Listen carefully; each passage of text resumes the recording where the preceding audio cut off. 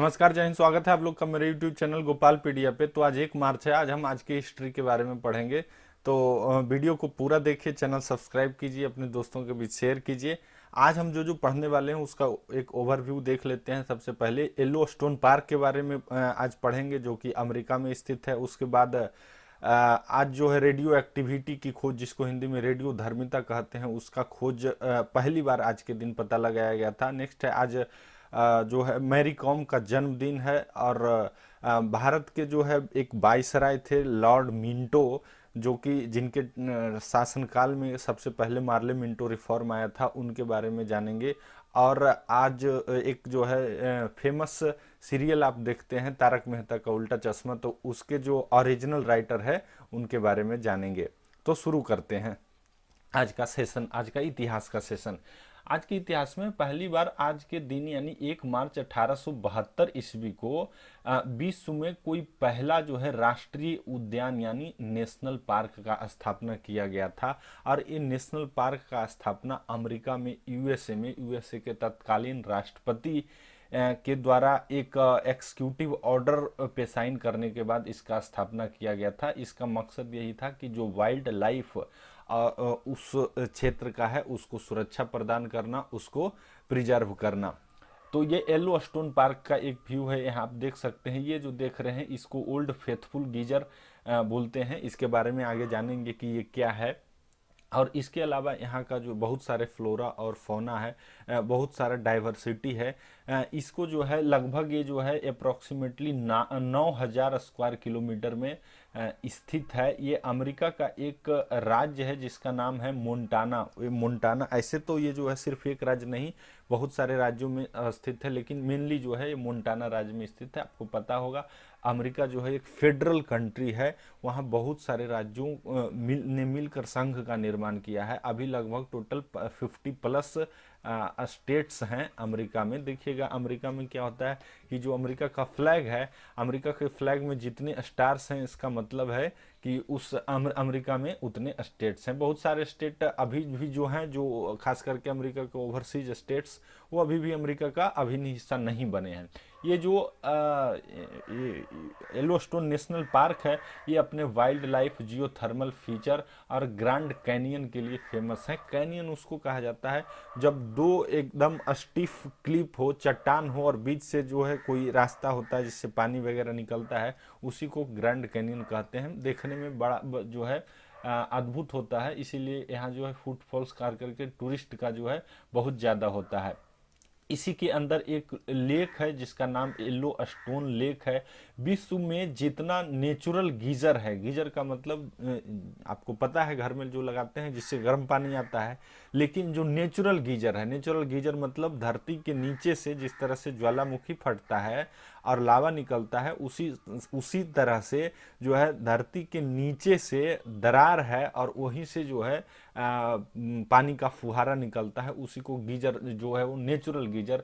तो दुनिया में जितना उस तरह का है उसमें से आधा से ज़्यादा जो है इस येलोस्टोन नेशनल पार्क में ही है। इसी के अंतर्गत ये देखिए, ये इसको ओल्ड फेथफुल गीजर कहते हैं। बहुत लंबे समय से जो है एक धुआं के जैसा पानी का फव्वारे के रूप में कंटिन्यू यहाँ से निकलते रहता है, और उसको देखने के लिए विश्व भर से लोग वहाँ जाते हैं। हाइड्रोथर्मल फीचर, ये येलोस्टोन नेशनल पार्क है, इसको यूनेस्को के द्वारा 1918 में इनलिस्ट कर दिया गया था वर्ल्ड हेरिटेज साइट के रूप में। यूनेस्को आपको पता है यूएनओ की एक संस्था है, United Nation Education Science and Cultural Organization, जो कि विश्व में जो भी धरोहर की चीज़ें हैं उसको संरक्षित करने का काम करती है। ओल्ड फेथफुल गीजर के बारे में जान लिए। इसी तरह का आपको पता है कुछ दिन पहले हम एक बहुत चर्चा में आया था, तुर्कमेनिस्तान में है जो गेटवे टू हेल, जिसको नरक का दरवाजा कहते हैं, सरकार उसको बंद करने के लिए सरकार ने उसका घोषणा कर दी है। नेक्स्ट है हेनरी बेक्यूरेल के बारे में आज जानेंगे।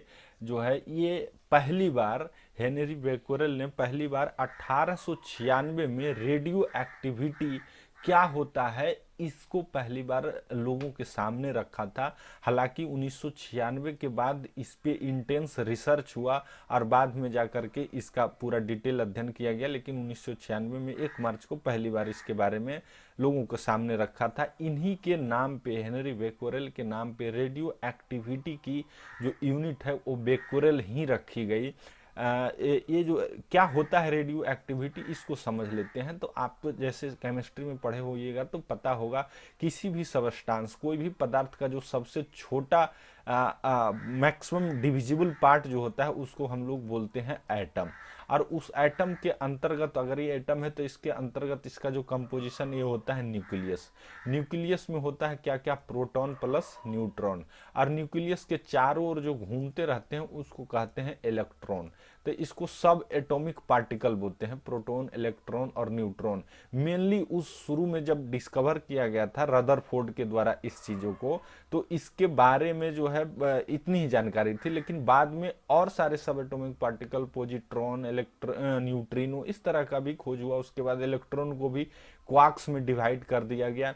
तो बहुत सारे इसमें डेवलपमेंट हुए। लेकिन इस समय तक, यानी हेनरी बेक्वेरेल के समय तक, प्रोटॉन, न्यूट्रॉन और इलेक्ट्रॉन का कॉन्सेप्ट, न्यूक्लियस में क्या होता है, प्रोटॉन, न्यूट्रॉन और इलेक्ट्रॉन बाहर में घूमता है। किसी भी एटम में जो एक होता है, याद रखिए, एटॉमिक नंबर, और एक होता है मास नंबर।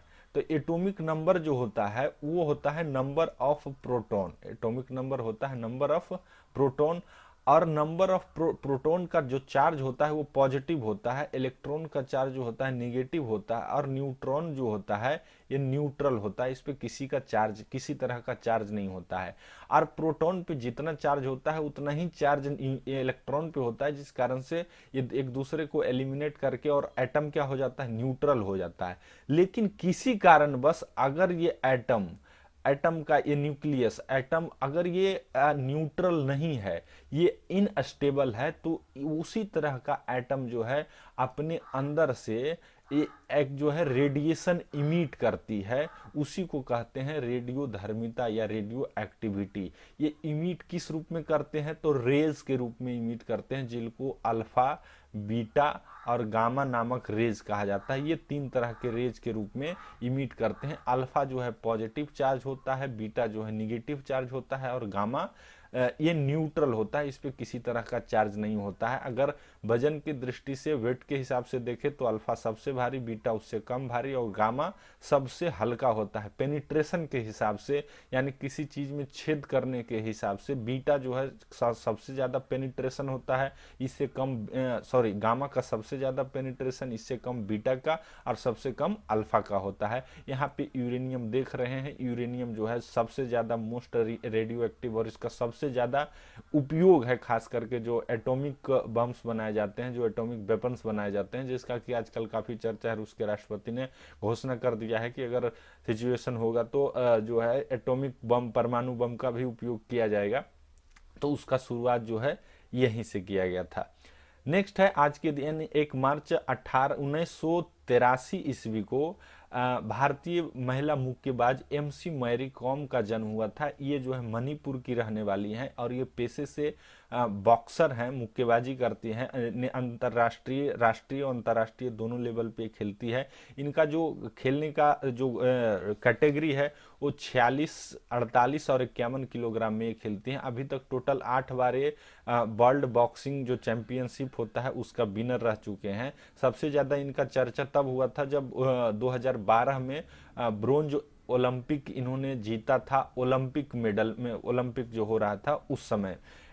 इसके बाद इन्हीं के यही ओलंपिक 2012 में इनके जो मेडल जीते थे, इन्हीं पे एक मूवी भी बनी थी इन्हीं के नाम से, मैरी कॉम, जिसमें प्रियंका चोपड़ा ने इनका एक्टिंग किया था। पहली बार ये 2001 में अपना कैरियर का शुरुआत किए। 2003 में इनको अर्जुन अवार्ड मिला, 2006 में इनको पद्मश्री, और 2009 में इनको राजीव गांधी खेल रत्न अवार्ड से नवाजा गया, जो कि राजीव गांधी खेल रत्न अवार्ड का नाम अब बदल करके मेजर ध्यानचंद खेल रत्न अवार्ड कर दिया गया है। नेक्स्ट है, आज ही के दिन यानी 1 मार्च 1914 को भारत के एक वायसराय हुए थे लॉर्ड मिंटो द्वितीय, उनका निधन हो गया था अपने घर इंग्लैंड में। तो निधन हो गया था उससे हमको कोई मतलब नहीं है, ये हमको जानना है कि लॉर्ड मिंटो कौन थे और भारत में जब ये थे तो भारत में क्या क्या हुआ था।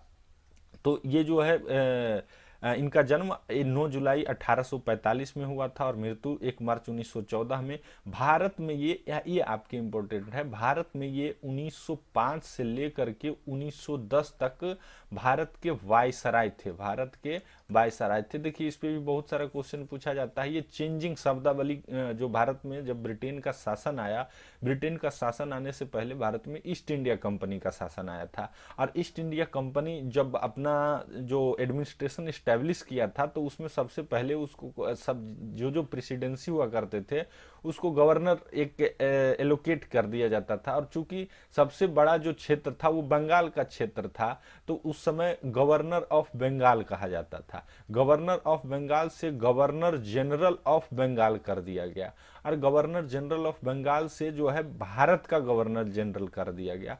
और फिर भारत का गवर्नर जनरल के बाद जो है ये जो नोमेनक्लेचर चेंज करके वायसराय कर दिया गया। ये वायसराय किया गया था कब? 1857 में और ये किया गया था 1833 में, यानी जो है भारत का गवर्नर जनरल के नाम से जाने लगा 1833 के बाद। 1857 में आपको पता है सेपुआई मीटिंग हुआ था, भारत का पहला स्वतंत्र संग्राम। उसके बाद से शासन जो है ईस्ट इंडिया कंपनी से लेकर ब्रिटेन के हाथ में चला गया और उसी समय से जो है यहाँ के जो गवर्नर अपॉइंट किया करते थे उनको वायसराय के नाम से जाने लगा। तो उसी क्रम में ये जो है 1905 से 1910 तक भारत के वायसराय रहे। इससे पहले जो भारत के वायसराय थे बड़ा ही कुख्यात और बड़ा ही अपने एक निगेटिव वे में फेमस थे जिनका नाम है लॉर्ड कर्जन, जो कुख्यात बंगाल विभाजन के लिए जिम्मेवार थे। बंगाल विभाजन के साथ साथ भारत में हिंदू मुस्लिम जो यूनिटी थी, एकता थी, उसको भी उन्होंने तोड़ने का काम किया और एक तरह से कह सकते हैं बीज बोने का काम किया। हालांकि ये अलग बात है, बंगाल विभाजन 1911 में जो है ये एनल कर दिया गया, बर्खास्त कर दिया गया, लेकिन फिर भी 1905 में उनके कृत्य के कारण जो है ऐसा माना जाता है कि जो है वो पहला बीज बोया गया था हिंदू मुस्लिमों के बीच वैमनस्यता फैलाने के लिए। उसके अलावे जो 1905 तक आते आते 1885 में कांग्रेस का स्थापना हुआ था, 1950 आते आते 1905 में आते आते कांग्रेस जो है मुखर हो गई थी जो है ब्रिटिश शासन के खिलाफ। तो एनीवे ये कांग्रेस को भी खत्म करना चाहता था लॉर्ड कर्जन, इस तरह से उसने विभाजन किया। उसके बाद लॉर्ड मिंटो आए। लॉर्ड मिंटो के शासनकाल में ही जो है उस समय आंदोलन चल रहा था बंगाल विभाजन के अगेंस्ट में।